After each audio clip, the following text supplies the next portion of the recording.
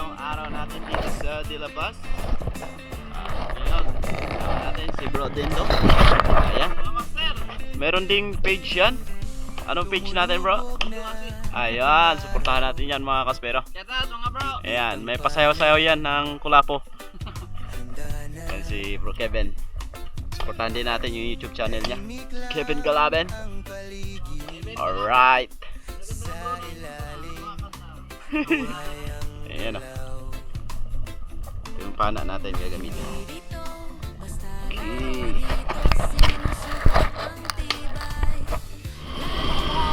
Yun.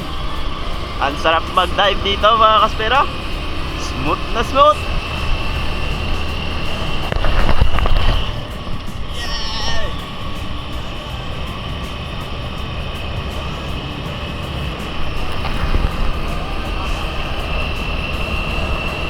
Tingnan nyo naman, napakaganda ng dagat. Ang ganda ng dagat mga kaspero.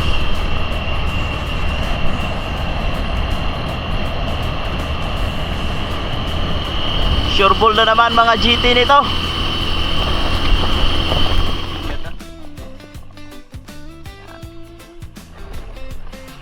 Bro Dindo, anong huli natin? Tamper! Tambero, shoutout mo na si misis mo. Shoutout me! Dito na kami sa aming stand. Kasama ko ang mga master. Ayan. Ingat din yung palagi. Ayan, ingat po.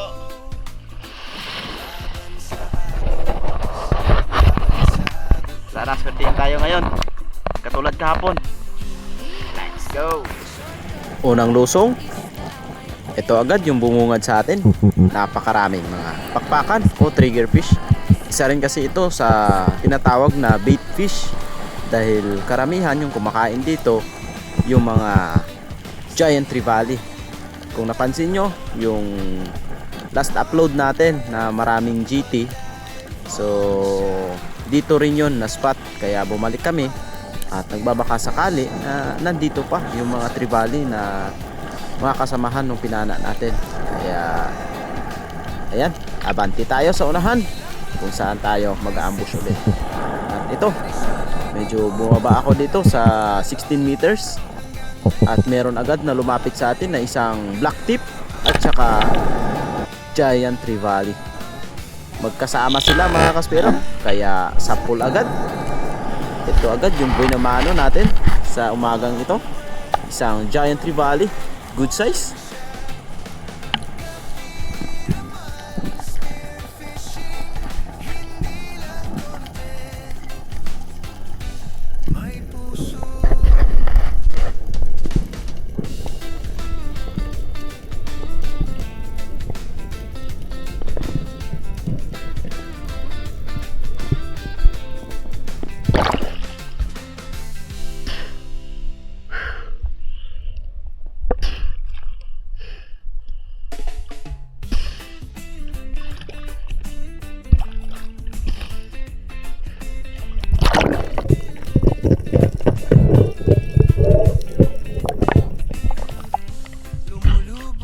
Uy naman ano?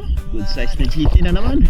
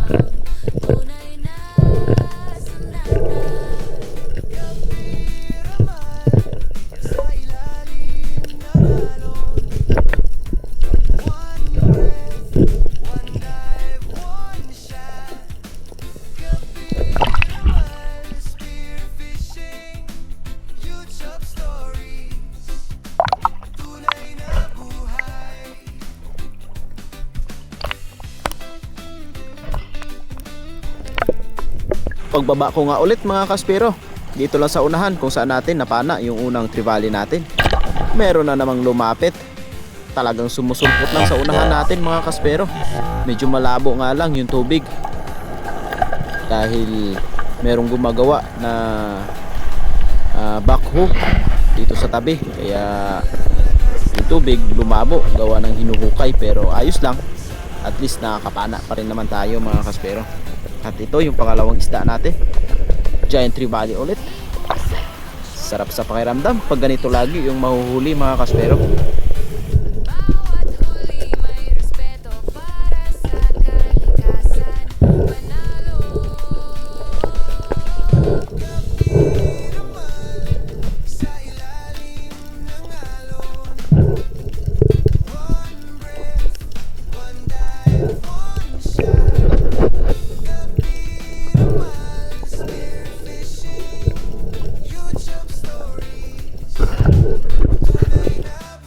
Umabante ako sa unahan mga kaspero para dito ulit ako mag-ambush. Parang natakot na kasi yung mga isda doon sa unang pinag-aambushan natin, kaya nawala sila. Umabante lang ako, nasa 200 meters. Kaya eto, bumaba ako dito sa mababaw na parte. Dito lang tayo sa 11 meters mga kaspero, at nag-ambush tayo dito. At meron agad akong napansin na isang giant trevally na umaaligid doon sa unahan. At kung napansin nyo mga kaspero, dadaan yan doon sa unahan ng pato. Ayan, lumabas na. Kaya inabangan ko na mga kaspero para tirahin na natin to. Baka tirahin pa ng iba. Kaya nung papunta sa atin, tinira ko na. At sa pool mga kaspero, pangatlong giant trevally. Ayos.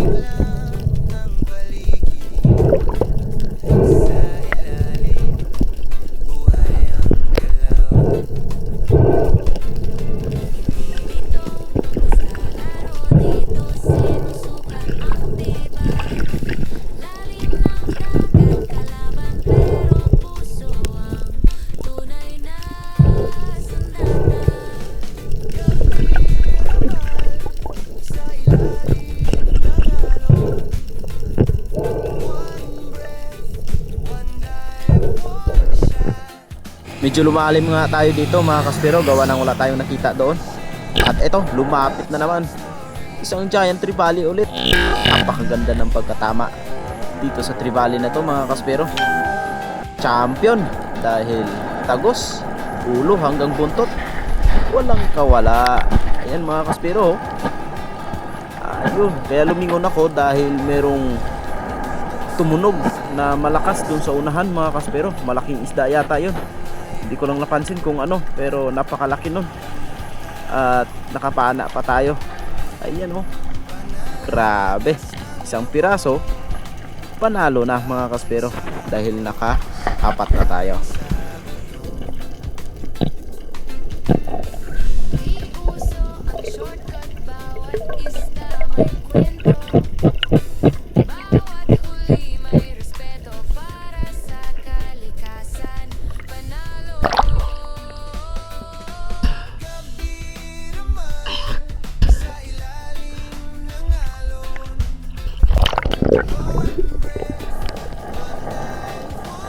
Parehas pa rin yung lalim ng sinisisid natin mga kaspero. Kung napansin nyo, nakapakaikot sa atin yung mga trigger fish. At ayun, parang merong malaking lalapit mga kaspero. Nagkakagulo na naman itong mga trigger fish. Ayun oh. Grabe. Pag ito talaga yung mga bait, talagang hindi ka talaga masisiro. Gawa ng alam mo kaagad na merong lalapit na malaki dahil nagsisikalasan sila. Ayan oh, doon nakatutok ako, pero dito pala sa gilid banda. Ayan oh, malaking giant trevally. Ito talaga yung tunay na giant. At tinira ko kahit medyo distansya sa atin mga kaspero. At buti na lang, tinamaan naman. At ayun, napababa nga lang, pero good holding shot naman yon. At medyo hinayaan ko na lang muna, hindi ko muna hinila. baka mapunit at makawala, sayang naman. Kaya nung pag-ahon ko, tinawag ko si Bro Dindo para i-second shot.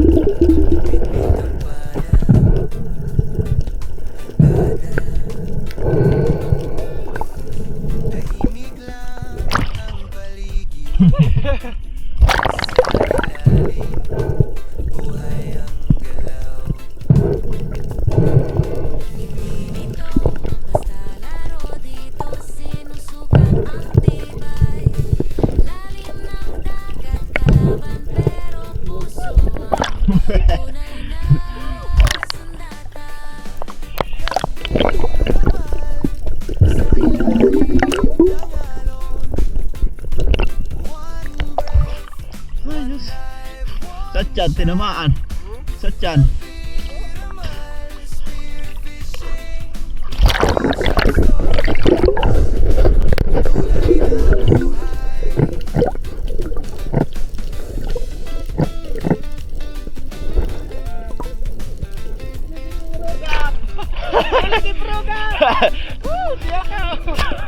Ayos yan. Naka-second shot naman eh.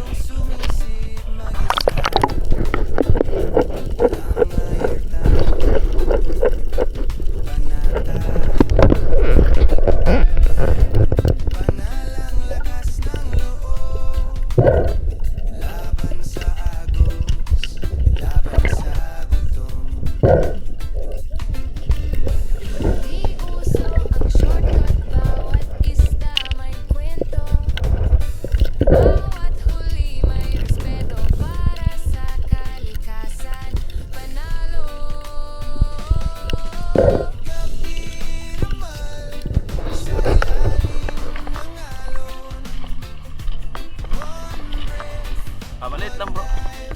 Mga pa lang yan. O walo, pito. Yan, GT.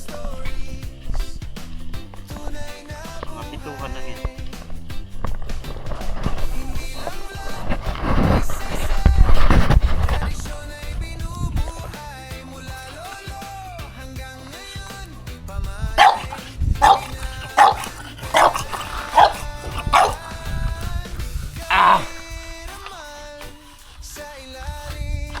Diyan mo rin dalawang tapat aring ko nga rin. Ang Ayan, dalawa na yan.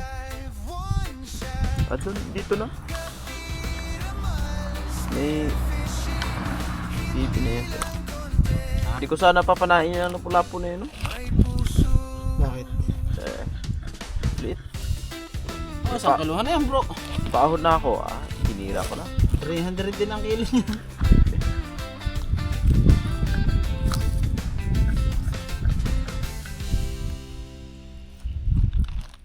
Ang sabi ko kanina sa iyo, anong papanain mo?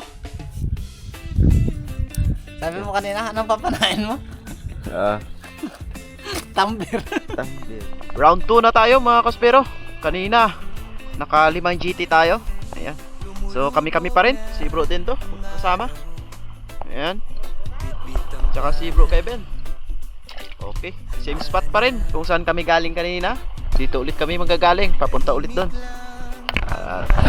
Time check natin. Alas 2:15. Labasan na yung mga GT ngayon. Kaya huntingin na ulit natin.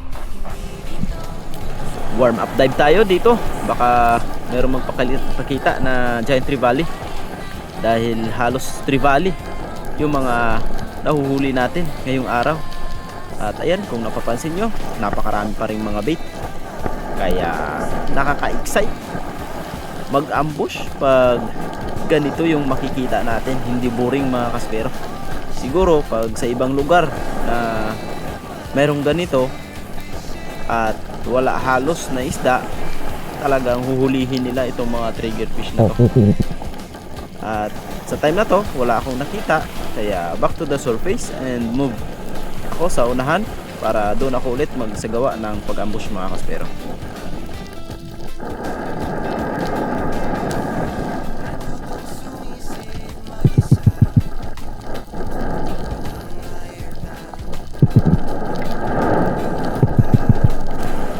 Tamang-tama, habang nag-aambush ako dito, merong dumaan na dalawa at ayun, tinira ko kahit medyo malayo mga kaspero. Sa pool na sa pool, napakaganda ng pagkatama na spine shot natin. Dagdag sa huli natin mga kaspero. At medyo tumagal nga ako dito sa spot na to at wala na akong nakita, kaya nag-decide na kaming umuwi mga kaspero dahil nagutom na rin kami. At ito lang yung nadagdag kong isda sa hapon mga kaspero. Isang giant trevally, bali 7 piraso. 6 pala mga kaspero, 6 na trevally yung napana natin ngayong araw. Good size na rin dahil umabot na rin ng halos kulang-kulang 20 kilos lahat yung mga nahuli namin na giant trevally mga kaspero, dahil si Mr. Kevin nakahuli rin ng 2 piraso. Yan. Bago matapos itong video natin mga kaspero, sa mga nagtatanong, marami kasi akong nababasa sa mga comment na kung gaano daw kalalim yung sinisisid ko, tapos kung gaano daw kalayo bago ako tumira ng isda. So ito yung sagot mga kaspero. So nakadepende yan sa gamit nating pana. So yung gamit nating pana, gamay na natin, tapos alam na natin yung power at saka yung distansya niya. So yung sa akin kasi, yung gamit kong pana, pag demultiplied, naka double wrap ako. So nasa 6 meters to 7 meters yung shooting line nun. At pag tumitira ako ng isda, nasa 4 meters pag demultiplied. Depende rin kasi minsan pag malayo talaga, hindi ko na tinitira, gawa ng baka hindi tumagos, sayang lang yung isda. At saka pag yung invert naman na patos, hindi ko yun dinodouble wrap, isa single wrap lang yung gamit ko para pag tumira man ako, hindi agad sasabit sa bato, dahil pag malakas yung agos, yun yung ginagamit ko mga kaspero. At yung lalim ng sinisisid ko, nakadepende rin sa lugar or spot kung saan tayo madalas nakakapana. So pag madalang talaga, kailangan talaga nating lumalim. So yung pinaka-max ko is 20 hanggang 25 meters. Hindi na ako sumasagad sa 30 meters kasi masyadong malalim na yun mga kaspero. So hindi na tayo makaka-ambush nun, talagang drop lang. So sa within 20 hanggang 24, makaka-ambush pa ako. At eto pa, kung gaano ako katagal sa ilalim. So yung pinakamatagal ko sa ilalim mga kaspero, lalo na pag malalim na, hindi ko sinasagad yung breath hold ko. Hanggang 1 minute and 45 or 2 minutes lang mga kaspero. Pag mga 20 hanggang 25 meters, yan yung pinaka max na breath hold ko sa pagtagal sa ilalim mga kaspero. Pero pag nasa 10 meters hanggang 15 meters, umaabot po ako ng 2 minutes and 30 seconds. Minsan pag nasa kondisyon yung katawan ko, umaabot ako ng 3 minuto mga kaspero. Pero hindi ko yan sinasagad. Talagang nagtitira talaga ako mga kaspero, dahil mahirap na magtagal tayo sa ilalim, dahil yan yung isang paraan na nagkukos tayo ng pagka-blackout, gawa ng sinasagad natin yung hangin natin. Pero ako talagang safety first lagi yung unahin natin mga kaspero. At saka ito pa, marami ding nagtatanong bakit daw na hindi ako nagbi-break away o nagbubuya. Ayan, ito yung sagot sa tanong nyo mga kaspero. Kasi yung spot namin malakas ang agos, sobrang lakas talaga ng agos mga kaspero. Pag nakabuya ka doon, tapos pag nag-ambush ka, yung buya mo mauuna sa unahan at hihilahin ka ng buya, so hindi ka makakapagsagawa ng pag-ambush. So wala kang mahuhuling isda mga kaspero. Kaya mas minabuti kong mag-reel na lang para hindi disturb. At saka isa pa kasi yan na nakapagpapa-distract sa isda mga kaspero, yung buya. Dahil yung tali natin minsan pagalaw-galaw, tayo nga pag nag-free fall tayo pa ilalim at saka nag-ambush, dapat kalma lang tayo sa ilalim, huwag tayong masyadong magalaw dahil baka umalis yung isda at hindi lalapit sa atin. Kaya number 1 din na hindi ako gumagamit ng buya. Pero nakadepende yan sa spot nyo mga kaspero. Kung yung spot nyo talagang mga mamaw talaga, like dugtutuna na malalaki, tsaka mga trevally, talagang kailangan nyo talagang magbuya kung napaka-abundant yung spot nyo mga kaspero. Kaya malaking tulong din na may buya para hindi matangay yung gamit natin. Pero kung ayaw nyo magbuya, maglagay na lang tayo ng biltrel para sure na hindi matangay yung pana natin. So ako kasi natangayan na ako ng pana gawa ng sumabit yung shooting line ko sa unahan, pero it's okay, part yan ng pagiging spiro natin. Hindi mabubuo ang pagiging spiro pag perfecto. Meron talagang bagay na maaagaw sa atin, pero lesson learned bilang spiro yan mga kaspero, kaya need to upgrade natin. At yun lang mga kaspero. Isisingit ko lang itong mga shoutout natin, kakaunti lang naman to. So ito sila, shoutout kay Nero Bianco, and then kay Ivela Moresa, kay Derek Gabol, and kay Chad Summer ng Bohol, shoutout po. And then kay Asyong Sandara, Cagliari Italy, ayan, shoutout po. Kay Butch Kasumpang, ayan. And then kay Tony sa Arinas at sa Arinas family ng Cagayan de Oro. And then kay Villegas, ayan, shoutout din. Kay Arnel Coyos, shoutout. Kay Gudo Oleva, Dennis de la Cruz family ng Naik Cavite, shoutout. And then kay Felix Longkap na and family from Pinagtuluyan, Norsagaray, Bulacan. Ayan, shoutout po sa mga taga Bulacan. And then kay Leopoldo Orsal at sa misis niya na si Marilo Dilarama. Ayan, shoutout po. Kay Gabriel Galabayo at sa asawa niya na si Nancy Galabayo ng Ilogin, Pasig, Metro Manila. Ayan, shoutout po. Kay Tani Ferrol at sa asawa niya na si Yvonne Tison ng Hambil. Ayan, shoutout sa mga taga Hambil. Ayan, sa mga tsuhin ko dyan. Shoutout po. And syempre, sa mga kasamahan natin dito sa mga Team Stone Shot. Ayan, shoutout po. Punta na kayo dito sa Batangas. Nandito na tayo eh. Ayan o, Budol Pipe. At hanggang dyan lang mga kaspero. Abang-abangan natin yung mga susunod nating mga upload. At gagawin ko ang lahat para makapag-upload tayo araw-araw para tuloy-tuloy yung mga adventure natin. Kaya let's go!